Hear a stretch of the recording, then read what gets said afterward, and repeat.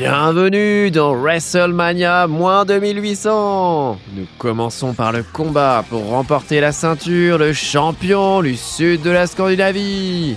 Dans le coin gauche, le champion en titre, une culture de fermier apparue de façon explosive en Scandinavie en -4000, qui a remplacé en un siècle les chasseurs-cueilleurs présents sur le territoire pendant 5000 ans. Après des débuts difficiles pour l'agriculture, ils ont pris la pleine mesure de ce mode de vie hérité de leurs ancêtres d'Anatolie et sont les maîtres du territoire depuis 1200 ans. Une culture collectiviste qui a démontré sa capacité à construire des structures monumentales. Armés de leur hache de bataille, ils sont prêts à en découdre. Mesdames et messieurs, un tonnerre d'applaudissements pour la culture des vases à entonnoir. Dans le coin droit, le Challenger, une culture de chasseurs-cueilleurs scandinaves qui a fait un comeback spectaculaire depuis 600 ans, alors qu'on les croyait finito, disparus du sud de la Scandinavie, réfugiés dans le nord où leurs rivaux n'osent pas s'installer. Ils se sont finalement alliés avec des fermiers en difficulté dans le nord et avec des voisins chasseurs-cueilleurs de Finlande pour former une culture forte qui reprend petit à petit du terrain sur les zones côtières, dont certaines zones stratégiques pour l'extraction du silex. Armés d'arcs et de terribles flèches de guerre, ils veulent reprendre le territoire de leurs ancêtres. Mesdames et messieurs, un tonnerre d'applaudissements pour la culture de la céramique perforée. Vous êtes prêts ? 3, 2, 1, et c'est... Aouh ! Oh là là, mais qu'est-ce que c'est que ça ? Qu'est-ce qu'on entend ? Incroyable, un troisième combattant se dirige sur le ring, assis sur son chariot tiré par des bœufs, accompagné par une troupe de jeunes guerriers surnommés la Jeunesse Noire. Une culture d'éleveurs d'Europe centrale, tirant ses racines dans l'hostile steppe pontique. Voilà que la culture de la céramique cordée vient se joindre au combat. Mesdames et messieurs, 3 cultures pour un même territoire. Quelle sera l'issue de cette rencontre ? N'en restera-t-il qu'une seule à la fin ?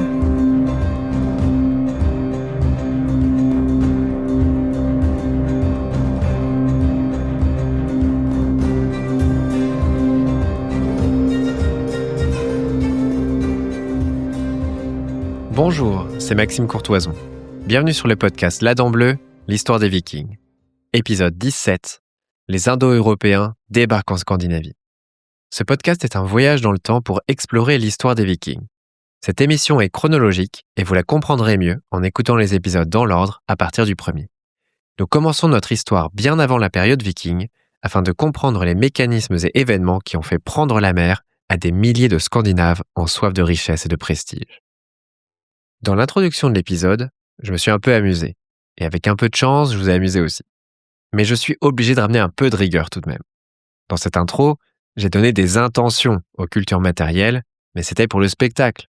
Bien évidemment, ces individus, les porteurs de ces cultures matérielles, n'avaient probablement pas ces ambitions géopolitiques.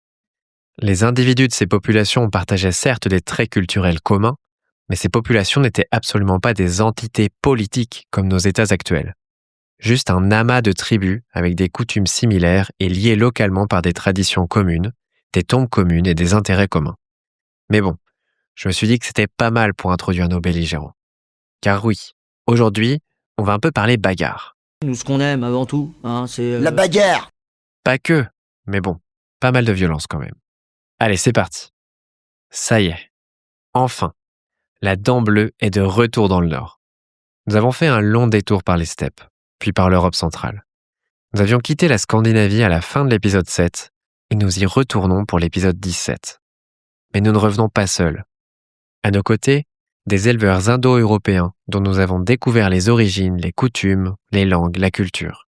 Des éleveurs des steppes, principalement masculins, qui se sont mélangés aux fermiers, enfin principalement aux fermières d'Europe de l'Est, formant ainsi une culture hybride, la culture de la céramique cordée. Les fermières ont apporté la céramique, les éleveurs ont conservé leur nomadisme et leur langue, et tout ce petit monde a migré vers l'Europe centrale. Certains de ces groupes continuent leur migration plus au nord et atteignent des régions que nous appelons aujourd'hui Danemark, Suède et Norvège. Ils ne se rendaient pas compte qu'ils changeraient l'histoire de la Scandinavie à tout jamais. Comment s'est déroulée cette migration? Et quelles sont les preuves que nous avons de celle-ci? Explorons ce qu'en disent la génétique, l'archéologie et la paléopalynologie. C'est ce qu'il est. Vous verrez. Après avoir raconté l'origin story des Indo-Européens, reprenons la chronologie de la Scandinavie. Mini résumé en express. Moins 13 000. Premiers chasseurs-cueilleurs qui vont et viennent en Scandinavie avant d'investir tout le territoire. Moins 4 000. Les fermiers investissent le tiers sud, la culture des vases à entonnoir. Moins 3 400. Une nouvelle culture de pêcheurs-cueilleurs apparaît, la culture de la céramique perforée qui regagne du terrain sur les fermiers. Telle est donc la situation jusqu'en moins 2800 environ. À cette période, le sud de la Scandinavie est occupé par deux populations d'origine distincte. Les fermiers de la culture des vases à entonnoir, dans les terres et sur une partie des côtes, qui restent majoritaires, et également les pêcheurs-cueilleurs de la culture de la céramique perforée sur une autre partie des côtes. Moins 2800 marque l'arrivée d'une nouvelle population au Danemark.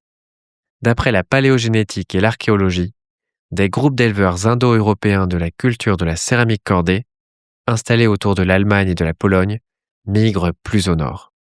Très rapidement, ces groupes occupent le centre, l'ouest et l'est du Jutland, la partie continentale du Danemark. Mais pas l'est. Pas encore. Cette arrivée de nouvelles populations correspond également à une transition archéologique, particulièrement visible sur la façon dont les morts sont traités. Fini les sépultures collectives dans des dolmens. On enterre désormais ces morts individuellement, sous des tumuli, des monts funéraires. Les archéologues utiliseront cette particularité pour nommer cette nouvelle culture, la culture des tombes individuelles. Oui, un nom original comme toujours. La culture des tombes individuelles fait plus généralement partie du complexe de la culture de la céramique cordée, lui-même issu des Yamnaya des steppes. Bref, tout ce petit monde, ce sont des Indo-Européens, mais avec des cultures locales. La génétique révèle que ce changement de population a été massif. Parmi les individus présents au Danemark pendant la période tombes individuelles, la proportion d'ancêtres locaux, l'origine fermier scandinave, ne représente qu'entre 3 et 18%.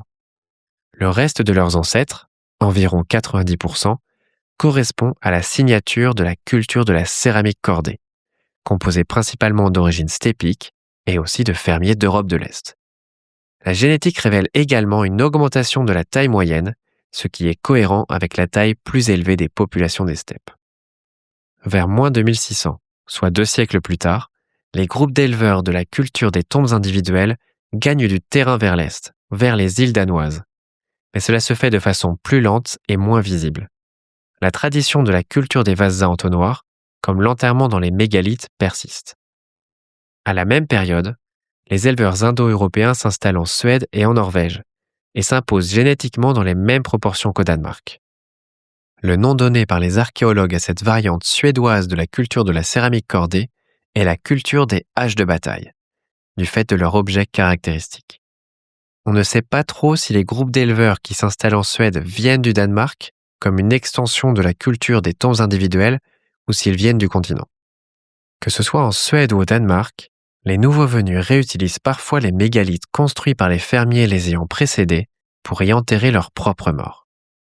On n'a malheureusement aucun élément pour nous représenter les sentiments des personnes de ces époques. Mais je ne peux m'empêcher de me demander comment cette réutilisation des mégalithes a pu être perçue par les populations locales. Nous verrons dans cet épisode et le suivant qu'on se pose des questions sur le type de relations qu'avaient pu entretenir les fermiers locaux et les nouveaux venus indo-européens. Si ces relations étaient principalement hostiles, imaginez ce que vous auriez ressenti en tant que local qui voit ses oppresseurs enterrer ses morts dans ce lieu sacré, construit et vénéré par vos ancêtres.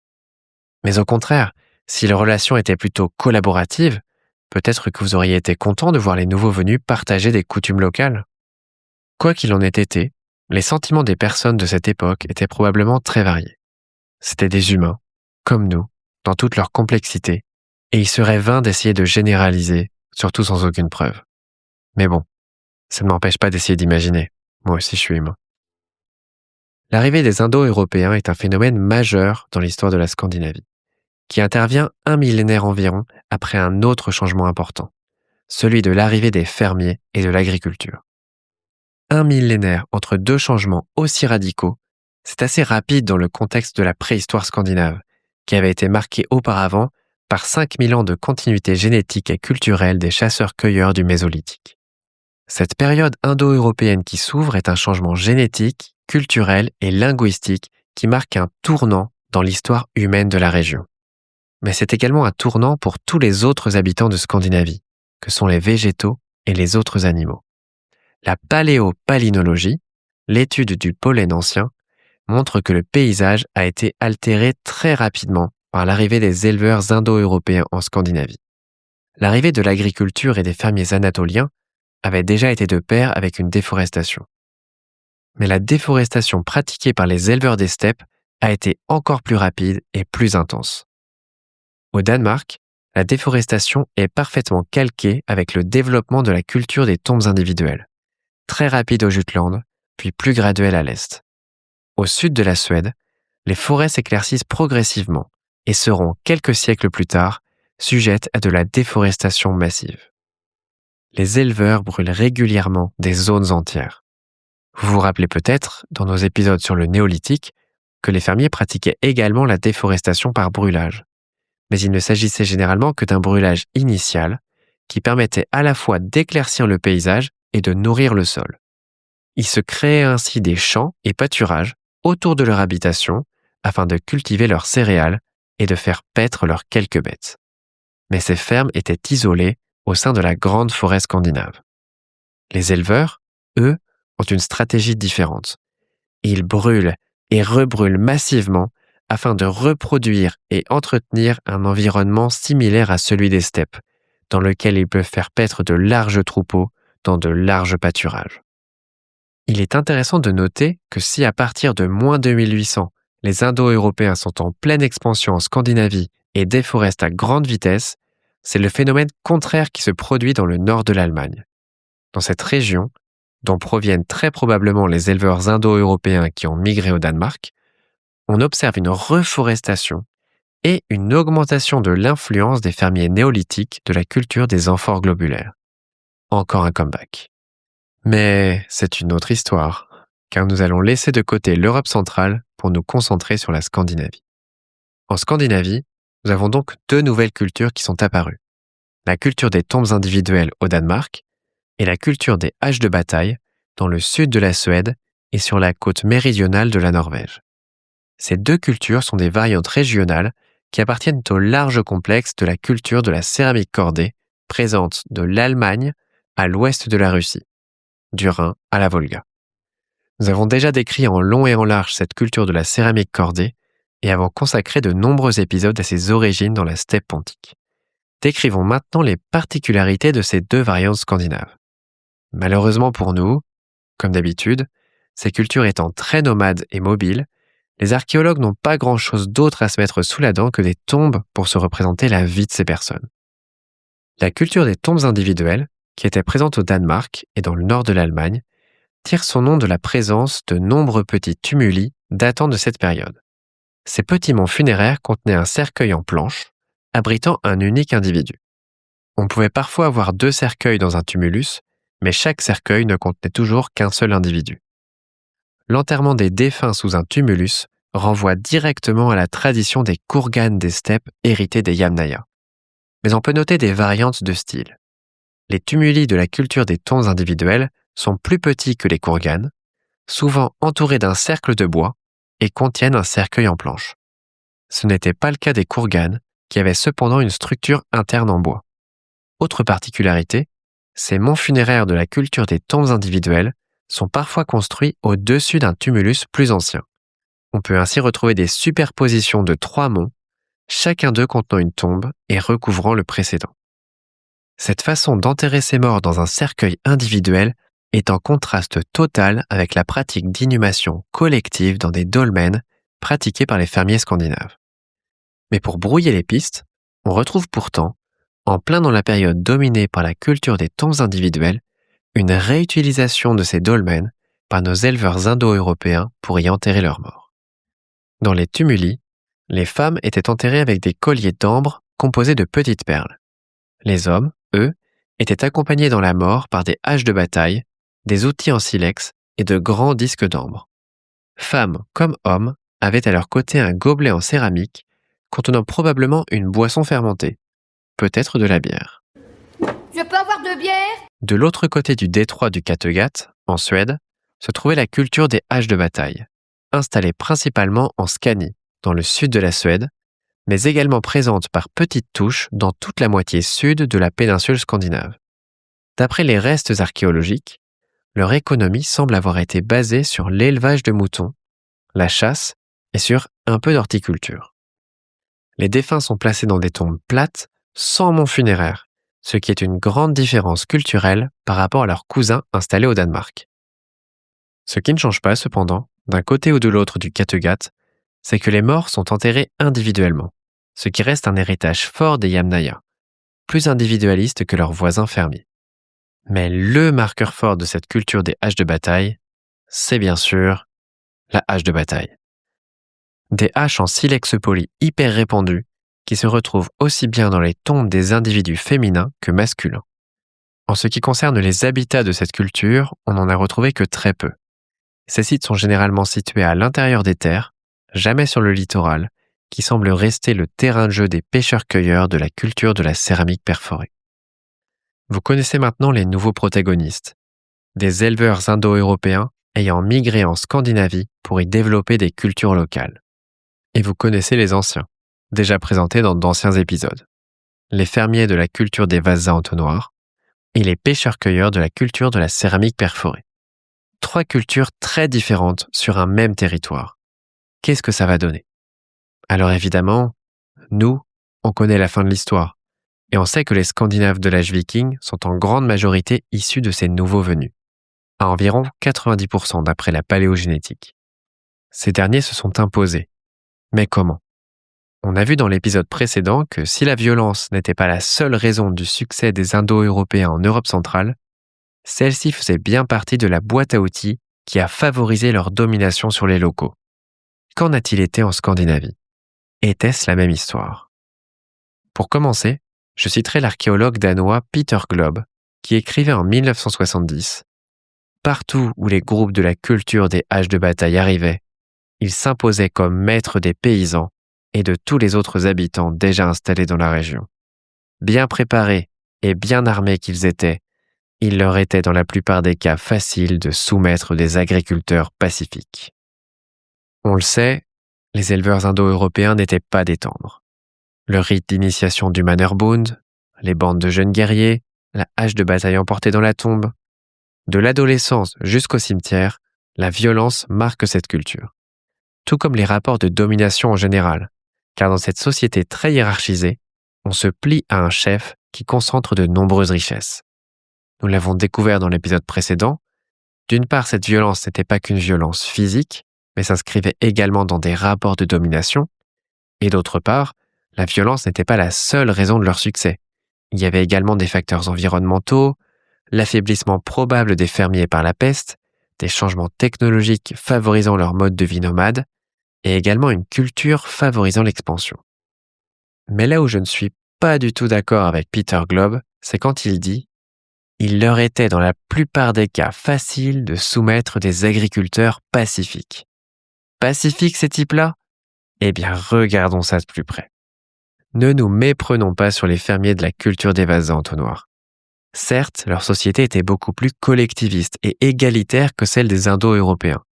Certes, ils enterraient leurs morts de façon collective sous des dolmens qu'ils avaient construits ensemble pour leur communauté locale et ils sacrifiaient leurs biens pour cette communauté. Mais ce n'étaient pas des hippies non violents.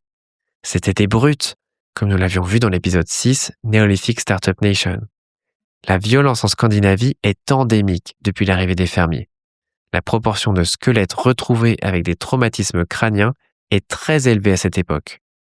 17% au Danemark, 9% en Suède. Et cette violence touchait apparemment les hommes comme les femmes. Les preuves archéologiques nous montrent que les affrontements entre groupes étaient fréquents. Vous vous en souvenez peut-être, nos fermiers scandinaves ne possédaient pas que des haches polies pour couper des arbres, mais également des haches de guerre.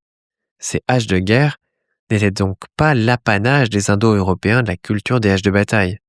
Les fermiers en possédaient depuis longtemps et les hommes de la culture des vases à entonnoir les emportaient également avec eux dans la tombe. Pour ces fermiers, la violence était probablement liée à une compétition entre communautés pour les terres les plus productives, terres agricoles, plages riches en ambre ou mines de silex. Enfin, parlons de la violence chez nos pêcheurs-cueilleurs scandinaves de la culture de la céramique perforée. Vous vous souvenez d'eux ? Ce sont des communautés de chasseurs de descendant principalement des chasseurs-cueilleurs scandinaves du Mésolithique, réfugiés dans la partie nord de la Scandinavie, au-delà de la zone cultivable, où les fermiers de la culture des vases à entonnoir occupaient dorénavant tout le territoire depuis moins 3900. Vers moins 3400, autour de l'actuel Stockholm, ils se sont mélangés avec des fermiers en difficulté dans la partie nord de la zone cultivable et avec des chasseurs-cueilleurs de l'actuelle Finlande. Puis, assez rapidement, ils ont amorcé un comeback vers le sud et s'installent sur des zones côtières uniquement. Ces groupes reprennent des territoires aux fermiers, sur la grande majorité des côtes suédoises, sur les côtes du sud de la Norvège, sur les îles de Gotland, Åland et Öland, et également dans le nord du Danemark. Ce sont les seuls dont nous n'avons pour l'instant pas présenté les caractéristiques violentes. Donc rentrons un peu dans le détail. Alors, est-ce qu'eux aussi, c'était des brutes comme les deux autres ? Une étude ostéologique a été menée sur l'île de Gotland, où vivaient aussi bien des groupes de pêcheurs-cueilleurs que de fermiers. Il a été constaté que la violence faisait largement partie de la vie de nos pêcheurs. Sur 109 crânes analysés, 14% des hommes et 7% des femmes avaient reçu un traumatisme crânien, généralement causé par l'impact d'une massue. Toutes ces lésions ont guéri, sauf une, ce qui montre que dans la grande majorité des cas, ces blessures n'ont pas été fatales. On peut tirer plusieurs conclusions de cette étude. La première, c'est que la violence faisait partie de la vie de ces communautés de pêcheurs-cueilleurs de l'île de Gotland. La seconde, c'est que le fait que les blessures soient non fatales nous amène à supposer que les affrontements n'étaient peut-être pas dans le but de tuer, mais étaient peut-être des combats rituels. Des combats rituels pour quoi faire ? Il y a plein de possibilités. Voici juste quelques idées qui me viennent, mais qui n'engagent que moi. Peut-être pour canaliser la violence et éviter l'escalade vers des massacres. Peut-être pour affirmer sa place de chef de clan. Peut-être pour régler des conflits à la manière des duels du Moyen-Âge. Après, peut-être qu'il ne faut pas surinterpréter cette proportion de blessures guéries. En effet, il faut prendre en compte le fait que les scientifiques n'ont pu collecter que les individus enterrés dans les cimetières et que l'on peut imaginer plusieurs situations où des morts n'auraient pas pu bénéficier de ce traitement. Par exemple, si un village entier est exterminé et que plus personne n'est présent pour enterrer. Ou encore, si des personnes meurent sur un champ de bataille avant la retraite des leurs. Ce ne sont que des suppositions, mais il n'est pas impossible que la part des survivants à ces traumatismes crâniens soit biaisée. Ce qui est sûr cependant, c'est que la violence était présente, qu'elle était structurelle dans ces sociétés et que ces chiffres la sous-estiment potentiellement. Néanmoins, on a constaté dans cette étude que de la violence subie, des blessures subies par nos pêcheurs-cueilleurs, et peut-être, qui sait, de la violence subie des mains des autres communautés. Et donc finalement, est-ce qu'on pourrait imaginer qu'ils n'étaient que des victimes pacifiques à côté des autres brutes ? Eh bien, d'une part, c'est très difficile d'imaginer comment dans cette époque violente, une communauté peut survivre pendant plusieurs siècles en étant tout à fait pacifique. Et d'autre part, une étude archéologique nous montre que l'arsenal de ces chasseurs-pêcheurs-cueilleurs était tout à fait adapté à la guerre. En particulier, en ce qui concerne les pointes de flèches. 3 types de pointes, appelées A, B et C, ont été retrouvées au sein de cette culture. Dans le passé, l'archéologie classait ces 3 types de façon chronologique, mais il a récemment été démontré que ceux-ci ont coexisté à la même période. On peut alors se demander si ce n'étaient pas des variantes régionales. Mais non, ces 3 types ont coexisté aux mêmes endroits, au même moment. Les archéologues se sont donc demandé les raisons de ces variations stylistiques, car il doit bien y avoir une raison pour réaliser 3 types d'armes bien distinctes. Et cette raison semble être fonctionnelle. Le type A, court et large, utilisé pour la chasse. Le type C, long et mince, utilisé pour la guerre. Et le type B, hybride entre A et C, utilisable pour la chasse comme la guerre. L'équipe de chercheurs a déterminé la fonction de chaque pointe de flèche par différentes méthodes.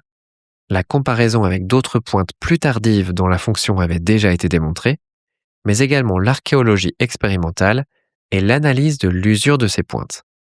Évidemment, on peut se demander pourquoi avoir besoin de flèches spécifiques pour chasser ou pour tuer des ennemis. C'est le premier doute que j'ai eu en découvrant cette étude. Mais les chercheurs ont bien évidemment réfléchi à ça. Car oui, une flèche faite pour tuer un mammifère sauvage peut tuer un humain, et vice-versa. Mais les flèches de chasse et de guerre ont deux missions différentes, deux technologies différentes. L'une cherche à couper, l'autre cherche à pénétrer. Les pointes de flèches de type A, courtes et larges, ont pour but de couper et de créer une large plaie qui va provoquer une importante perte de sang et qui tuera l'animal rapidement, ou l'empêchera de s'échapper, ou sinon qui laissera une piste de sang qui permettra au chasseur de retrouver l'animal blessé. Les pointes de flèches de type C, longues et fines, ont une meilleure pénétration dans l'air, donc permettent de tirer de plus loin, et une meilleure pénétration dans la chair, ce qui permet de tuer, même à travers des couches de protection. On n'a aucun exemple d'armure au néolithique, mais il n'est pas impossible qu'il ait existé des protections défensives comme des boucliers en bois ou des armures en cuir animal. Ce ne sont que des suppositions car il n'en existe aucune trace. Notons aussi que ces flèches de guerre sont plus stylisées, probablement du fait de la plus grande signification symbolique dans le fait de tuer un humain plutôt qu'un animal. Et les pointes hybrides de type B dans tout ça? Les flèches hybrides ne sont pas spécifiques au néolithique. On en trouve aussi beaucoup plus tard, à l'âge du fer ou au Moyen-Âge. Ce type de flèche a également été utilisé par des populations de chasseurs-cueilleurs observées par des ethnologues, ce qui peut nous éclairer sur leur utilisation. Ces pointes hybrides sont idéales pour les voyages longue distance, dans lesquels on va à la fois chasser pour se nourrir et également courir le risque de rencontrer des populations potentiellement hostiles contre lesquelles il sera nécessaire de se défendre. On sait que les individus de la culture de la céramique perforée étaient des voyageurs, impliqués dans le commerce dans tout le sud de la Scandinavie. Marins nés, ils voyagent en bateau de part et d'autre du Kattegat pour acheter, vendre et plus généralement diffuser le silex que l'on ne retrouve que dans certaines régions côtières stratégiques de l'extrême sud de la Scandinavie. Ces voyages pouvaient être longs et dangereux et il leur était probablement nécessaire d'être prêt à tout type de rencontre. Et là où ça devient fascinant, c'est de voir où on les a retrouvées, ces flèches de guerre. On les a retrouvées dans des tombes. Bon, jusque-là, rien d'étonnant. On retrouve très souvent des armes à côté des défunts dans les tombes. Quand on retrouve un objet dans ces conditions, on l'interprète comme caractéristique de la vie de la personne. C'est le cas quand on retrouve par exemple un dépôt de nombreuses pointes de flèches à côté d'un individu de la culture de la céramique perforée. On suppose que c'était un archer et on imagine la présence initiale d'un arc et d'un carquois. Mais quand on retrouve juste une seule pointe de flèche, de type C, qui était probablement logée à l'intérieur du corps, et ça dans des tombes de 2 fermiers et de 4 Indo-Européens, on est probablement sur les conséquences de tirs hostiles de la part d'individus de la culture de la céramique perforée. L'une des flèches traverse carrément le crâne du défunt, comme vous pouvez le voir dans la jaquette de l'épisode. Pas de doute, nos pêcheurs-cueilleurs n'ont pas juste subi la violence. Ils la pratiquaient également, et l'arc était probablement une de leurs spécialités.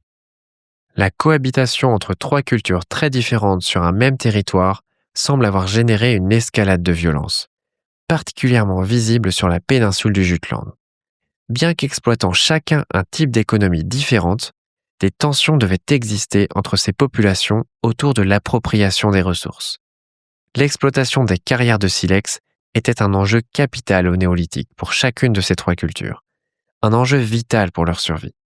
Les conflits entre pêcheurs-cueilleurs et Indo-Européens semblent d'ailleurs s'être cristallisés dans le nord du Jutland.